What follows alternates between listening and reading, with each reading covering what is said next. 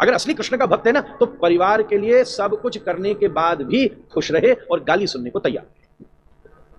ये कृष्ण का भक्त है।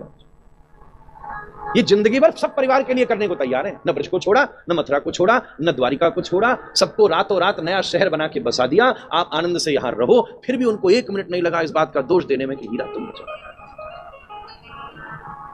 1 मिनट नहीं लगा। इधर ब्रजवासी अलग गाली दे रहे हैं, तुम काय बात के प्रेमी हो? हाँ, पहले कहते हम तुम्हारे, तुम हमारे छोड़ के भाग गए। इधर आप देखो, पांडव ठाकुर जी ड्राइवर तक बनने को तैयार। लोगों को एक चीज जानकर आश्चर्य होगा, अगर अर्जुन श्री कृष्ण का कजन है तो दुर्योधन भी समधी है। दुर्योधन श्री कृष्ण का समधी है। आगे शादी हुई है, बच्चों, विरोध में खड़ा होना पड़ा। पूरे सब परिवार के लिए सब कुछ किया, अंत में भी सारे के सारे इसी कुरुक्षेत्र के आगे जाके आपस में लड़ मरे। फिर श्री कृष्ण अकेले ऊधों के सामने बैठकर वृंदावन की याद कर रहे हैं। कर्ण एक बार श्री कृष्ण से लड़ गया, बोले क्या पता आपको मेरे जीवन का, look how many struggles I had. मां ने जन्म देके छोड़ दिया, कहां मैं पला, कोई रिस्पेक्ट नहीं, आप क्या समझो मेरी तकलीफ, आपने कौन सी? श्री कृष्ण मुस्कुराए।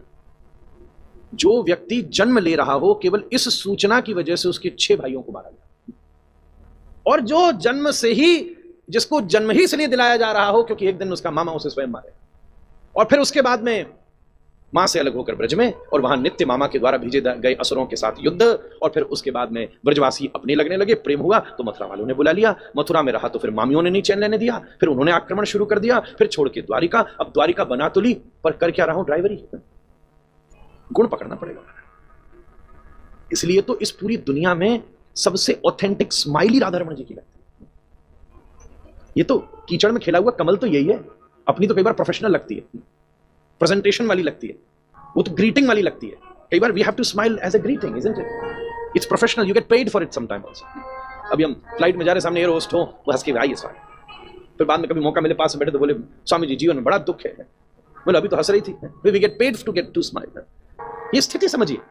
पर इसलिए इस दुनिया में सबसे ऑथेंटिक प्रसन्नता अगर किसी की लगती है, मुस्कुराते हो तो जी उठते हैं मरने वाले, मुस्कुराहट ही तेरी, मुस्कुराहट ही तेरी, करती जीते जी मरण, पाग टेढ़ी सी भरे, वाह में मोती लटकन, पाग टेढ़ी सी भरे, डोले ब्रज कुंजों में, डोले ब्रज कुंजों में, झुमके राधा रमन, पाग टेढ़ी सी।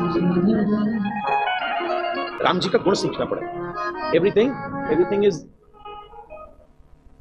Unconditional, unplanned. राम जी के जीवन में एवरीथिंग इज अनप्लान्ड। हम प्लान्ड को एंजॉय करते, कभी कभी जीवन में ऐसा भी था अनप्लान्ड भी एंजॉय होता है। राम जी जैसी तो सिचुएशन हो ही नहीं सकता। बताओ, पहली बात, गए थे बाबा जी के संग उसकी यज्ञ की रक्षा के लिए। ये थोड़ी ना पता था कि शादी हो जाएगी। हम में से आप में से कुछ 1-1.5 साल का टाइम था तुम्हारा। Have to book the venue, then book लाडली, फिर उसके बाद फिर सब डेकोरेशन, फिर ये, फिर जाके फेरे पड़ेंगे, फिर कितना सिस्टम बनाना पड़ेगा। तुम जजमान है, लेना पड़ेगा ना। मेरा मतलब, हम आप में से कितने लोग हैं तुरंत हो जाए पुरानी, ये तो पुरानी कहावती होगी, चट क्या था, चट क्या चटमट मट क्या था।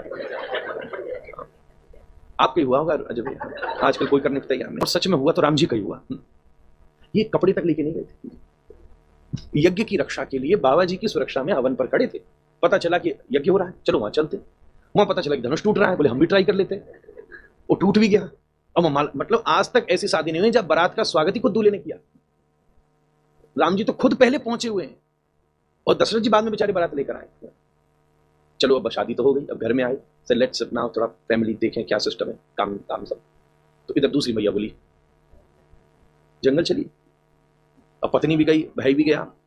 चलो अब सोचे, जैसे तैसे चित्रकूट में दंडकारण्य में सब कुछ सेट हुआ, आनंद से रहने लगे, जंगल में रहने का मजा आया। दंडकारण्य में बहुत सुंदर निवास बनाया।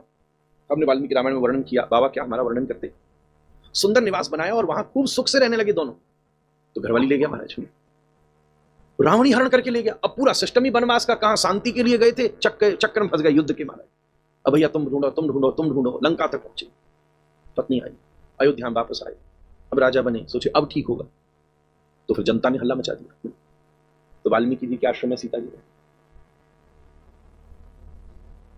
अनप्लैंड सिचुएशन को भी एंजॉय करते हुए, हैंडल करके, उसके सिर के ऊपर बैठकर सब कुछ व्यवस्थित करने वाला ही राम था।